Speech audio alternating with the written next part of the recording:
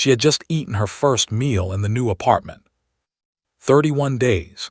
That was how long Samantha Emge had been 22 years old when she went to shower on the night of March the 24th, 2026. 31 days into a year that was supposed to be about beginnings. A new degree, a new job, a new apartment, a new chapter that she and the people who loved her could watch taking actual shape. At 9:45 that evening, dinner was done. The dishes were probably still on the table, boxes half unpacked in corners, the ordinary texture of two people figuring out where things go. She went to shower. He stayed in the other room. At 10:43, San Francisco Police Department officers responded to a report of a shooting at a residence on the 2200 block of 22nd Avenue in the city's Sunset District. They found Samantha suffering from a gunshot wound. Paramedics worked to stabilize her. She was transported to a nearby hospital. She was pronounced dead there. The bullet had not come through the front door. It had not come from a stranger. According to sources familiar with the investigation, cited by the San Francisco Standard and the San Francisco Chronicle, it had traveled through the wall of the apartment she shared with 25-year-old Nation Wood, from the room where he was standing, into the bathroom where she was showering. In 11 hours and 22 minutes, Samantha Emge would be dead. She did not know that. That is the part that does not leave you. This is the story of what happened in that apartment, and the question left behind is one that a courtroom will eventually have to answer. But first, let us start with who Samantha was. Samantha Katherine Emge was born with an eye for the way spaces work, the way a room breathes, the way light and structure and material combine to make a person feel held or exposed or welcomed. That instinct was not something she kept abstract. She pursued it with the kind of specific, sustained commitment that turns a natural inclination into a vocation. She enrolled at San Francisco State University and chose interior design and architecture as her field. Years of focused technical work followed: drafting, material studies, spatial theory, the translation of a human need into a physical environment that serves it. In the summer of 2025, she walked across a stage with a degree that had cost her real effort. She was 22 years old. By the time she died, 9 months later, she was already inside the work. She had secured a position as a design assistant at Chantal Lamberto Interior Design, a firm based in Presidio Heights, one of San Francisco's most architecturally significant neighborhoods. She was not waiting for her career to begin. It had begun. She was doing the work, earning the experience, building the professional foundation that her family could watch taking real shape. Her Instagram documented the person behind the degree. She traveled. She photographed the built world around her with the attention of someone trained to see it. Images from Yosemite, from city streets, from the kinds of spaces that reward looking closely. She posted from one of those places in 2025, a recap of the year in a single line that she wrote for herself but that now reads like a timestamp. She had traveled, eaten well, built a table, and become a real adult. That was how she understood herself in the months before she died, becoming, building, moving forward into the life she had worked to construct. In the weeks before March the 24th, she and Nation Wood had taken the next step together. They moved into the apartment on 22nd Avenue. According to Wood's attorney Paula Canny, speaking to ABC 7 News, they had shared their first meal in that apartment on the very evening of the shooting. Dinner was done. Samantha went to shower. That is the last ordinary detail the record gives us about her night. Therefore, the story now requires understanding the man on the other side of that wall. Because what he was doing in those moments, and why, is the question the legal proceedings have not yet fully answered. But before we get to that question, we need to understand who Nation Wood was, because the gap between how he appeared and what happened in that apartment is exactly where this case lives. Nation Wood was 25 years old at the time of the shooting. He had grown up in Kirkland, Washington, a suburb east of Seattle. He played baseball at Saddleback College in Southern California before transferring to San Francisco State, where he studied political science and government. He and Samantha graduated together in 2025. They had been appearing together in photographs on social media since at least early 2024. A couple who had been building something alongside each other.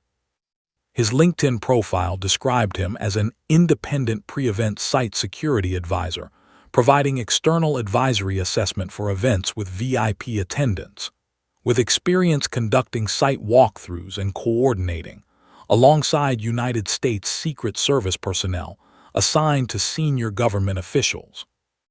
A White House spokesperson confirmed to the San Francisco Chronicle that Wood had been employed as part of the Biden administration's advance team from November 2023 through July 2025. The United States Secret Service clarified separately that Wood was not a member of the agency. But on his LinkedIn profile, there was a photograph of him standing near a presidential aircraft alongside then Vice President Kamala Harris and her husband Doug Emhoff, taken during the 2024 Asia-Pacific Economic Cooperation Summit in San Francisco. He had captioned it with an expression of gratitude for the opportunity to assist with the vice president's visit. This was a man who understood, at least professionally, what it means to operate in controlled environments. He understood site walkthroughs. He understood coordination with protective details. He described himself using the language of someone who knows what careful attention to physical space requires. He was also a man who kept a handgun in the apartment he shared with Samantha Emge, and on the night of March the 24th, he was handling that weapon when it discharged. What Wood told investigators is this: he had been dry firing the gun. Dry firing is a real and widely used training technique. Competitive shooters, law enforcement trainees, and military personnel all use it to build muscle memory, sharpen trigger control, and practice sight alignment without expending live ammunition. When done correctly, with a verified clear weapon and all ammunition removed from the space, it produces shooters who perform with greater precision than those who trained exclusively with live rounds, because they never develop the involuntary anticipatory flinch that recoil creates.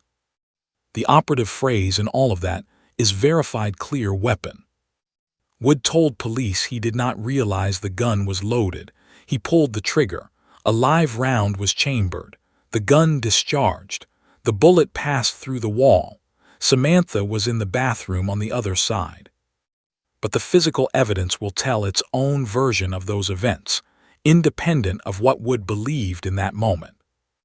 Forensic death investigator Joseph Scott Morgan spoke publicly about the case after the arrest, and he was specific about the categories of evidence investigators would need to work through before the case could be understood. The first concerns the bullet itself. When a round passes through what forensic investigators call an intermediate target, in this case drywall, a possible wooden stud, and shower material, the projectile is deformed. It does not arrive at its final destination in pristine condition. The entrance wound on Samantha's body will reflect that deformation. The shape of that wound, its depth, and the angle of entry will be measured against the account Wood gave to police, to determine whether the physical evidence is consistent with his version of events. The second category is trajectory, the geometric relationship between where Wood was positioned, the angle at which the weapon was held, where the bullet entered the wall, and where it struck Samantha, will be reconstructed. Morgan referenced the Oscar Pistorius case for a reason. Pistorius claimed he did not know his girlfriend Reva Steenkamp was behind a door when he fired through it. The geometry of that scene became the central question before the court. This case carries the same spatial reconstruction, and the results will carry equal weight. The third category is the firearm itself. Firearm safety expert Steve Wolf explained a distinction that turns out to be critical. With a revolver, the cylinder is visible. Verifying whether it is loaded requires opening it and looking. With a semi-automatic pistol, which is far more commonly carried for personal use, removing the magazine does not clear the weapon. A round can remain in the chamber after the magazine is ejected, and that round will discharge the first time the trigger is pulled. Wolf made the distinction precise. If Wood removed the magazine and assumed the gun was clear without racking the slide and visually inspecting the chamber, he had not confirmed the weapon was unloaded. He had assumed it was. That is not a dry-firing exercise.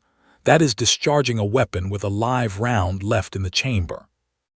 Therefore, the type of firearm Wood was handling, and the specific steps he did or did not take before pulling the trigger, will be among the most significant factual questions the prosecution needs to establish at trial.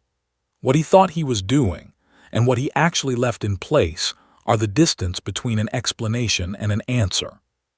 And that distance matters most when you consider what Nationwood knew about weapons handling. The 4 rules of firearm safety are not complex. They are short by design, short enough to remember in any condition. All guns are always loaded. Never allow a gun to point at anything you are not willing to destroy. Keep your finger off the trigger until your sights are on the target, and always be sure of your target and what lies beyond it. That last rule, always be sure of your target and what lies beyond it. On the other side of that wall in their shared apartment, the apartment where they had just eaten their first meal together, was Samantha Emge, in the shower, at 10:43 at night. San Francisco Police Department homicide investigators developed probable cause and arrested Wood on March the 25th, the morning after the shooting. He was booked on suspicion of involuntary manslaughter. On March the 27th, he appeared in court for his arraignment. His public defender at the time, Doug Welch, entered a not guilty plea and described the shooting as a horrific accident. Welch stated in court, according to Mission Local, that from the first moment after the shooting, Wood had not attempted to move, hide, or alter anything. He remained at the scene. He called 911. He was cooperative with officers from the moment they arrived and continued to cooperate throughout. District Attorney Brooke Jenkins acknowledged the early stage of the investigation publicly on the day of the arraignment, telling the San Francisco Standard that the investigation was in its earliest phase, and that everything that took place in that apartment that night was still being determined. San Francisco Superior Court Judge Christopher, who set bail at $300,000. The conditions imposed included electronic monitoring, a prohibition on leaving California, a no-weapons requirement, consent to warrantless searches, and surrender of Wood's passport. The prosecution had argued he presented a flight risk, in part because he had been scheduled to begin National Guard service imminently. His family posted bail within the week. But his release did not return him to ordinary life. By April 1, 2026, Wood was appearing in court by video from a psychiatric facility. His new attorney, Paula Canny, told the court and reporters that Wood had been admitted for evaluation after posting bail. The concern, she said, was for his survival. She described him as heartbroken and consumed by guilt, unable to find words adequate to what he felt for Samantha's family. She said the fear was that he might end his own life. That is not a legal statement. That is an attorney telling the public that the man her client is most in danger from is himself. His next scheduled court appearance is April 15, 2026. The Emge family attended the March 27th arraignment. Samantha's parents, siblings, aunt, and uncle sat in the first 2 rows of the courtroom, accompanied by a homicide victim advocate, according to Mission Local. Their eyes were red. They have not made public statements. A family representative confirmed they were not available to comment. There is nothing in the record adequate to what they are carrying. The law can name what happened. It cannot measure it. Now here is where this case leaves you. Nationwood's preliminary hearing was scheduled for April 9th. The forensic work is ongoing: trajectory analysis, bullet path modeling, entry wound examination from the autopsy. Crime scene reconstruction of the kind this case demands takes time. The harder evidence may still be coming. But there are questions this case raises that will not be answered by the forensic record, regardless of what it shows. The investigation has not confirmed what type of firearm Wood was handling that night, whether the magazine was removed, whether the chamber was ever checked. The distinction between those two actions is the distinction between a mistake that is explicable and one that is not. At least for someone who worked in professional security environments long enough to understand basic weapons protocol. There is also the question of the apartment itself. They had moved in together within the past weeks. The weapon was present in a shared home. There were no documented protocols around it, no discussion on record about where it was stored or how it was handled. Two people eating their first meal together in a new space, and somewhere in that space, a loaded gun that only one of them knew was there. The charge Wood faces is involuntary manslaughter. Under California law, that means a killing that was unintentional but resulted from criminal negligence. The maximum sentence is 4 years in state prison, with a potential firearm enhancement that could extend that further. Legal analyst and former prosecutor Stephen Clark put it plainly when discussing this case. If you mishandle a firearm and someone is killed, you can go to prison even if it is a tragic accident. That is what the law is designed to say in exactly these circumstances. But here is the question that the charge alone does not answer. What is the standard of care we expect from someone who was trained enough to stand beside a sitting vice president? Someone whose professional identity was built on understanding how controlled environments work. Someone who described himself using the language of site security, walk-through protocol, and coordination with federal protective details. The 4 rules of firearm safety are taught in a single afternoon. They are not advanced knowledge. They are foundational.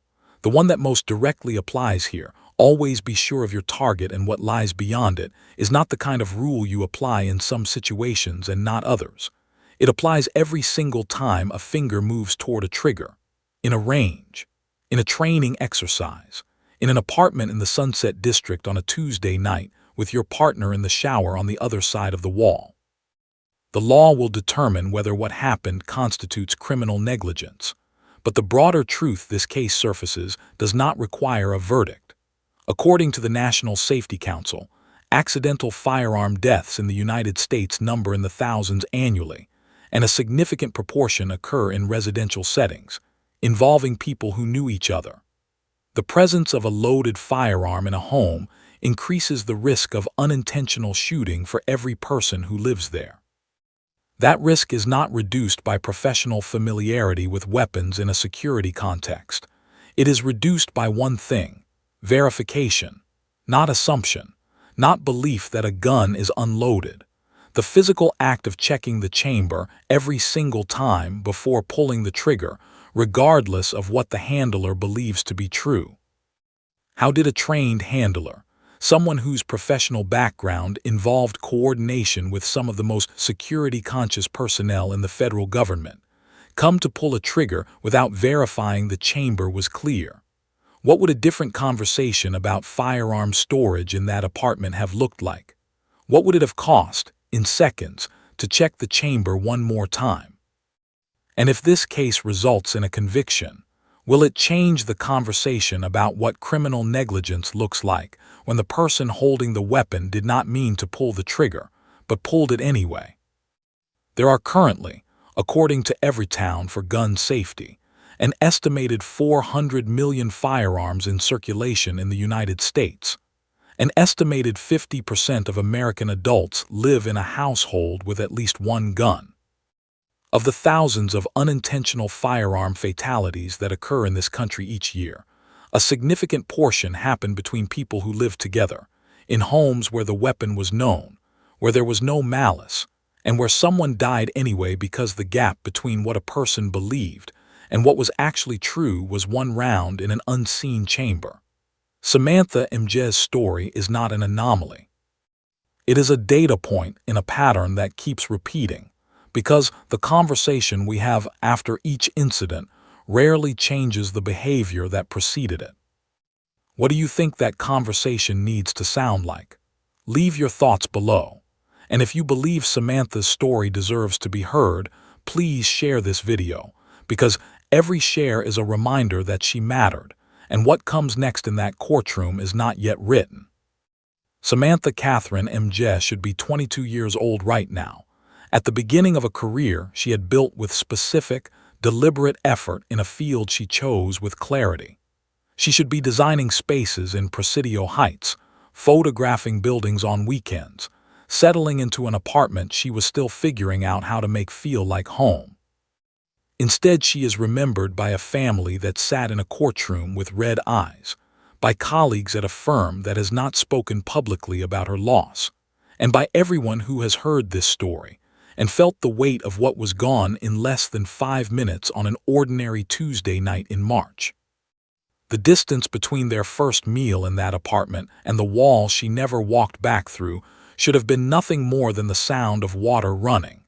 Instead, those few feet became the distance between the life she was building and the night it ended. Rest in peace, Samantha Katherine Emge.